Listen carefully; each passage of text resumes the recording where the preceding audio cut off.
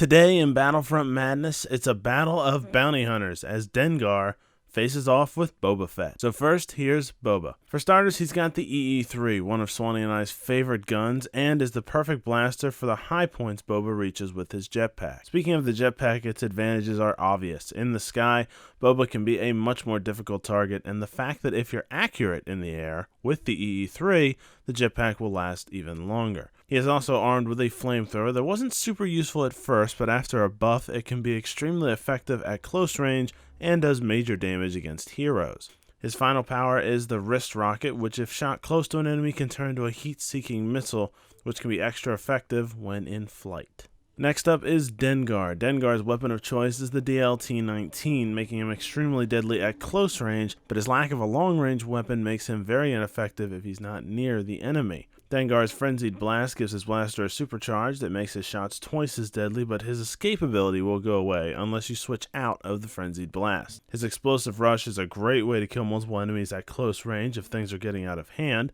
as he will drop multiple grenades on other players. Then there's his Hurricane Strike. If used at the right time, the Hurricane Strike can be a very impactful move, but with all melee hero moves, timing is everything. The best thing about Dengar is his tank ability, which is very important considering to be effective he needs to be amongst a lot of enemies, and if you're really good with him, he can take even more hits as his trait will increase the more kills you get. Alright, and now it is time to vote for your favorite bounty hunter out of the two, Boba Fett or Dengar. Top right corner of the screen is where it's at.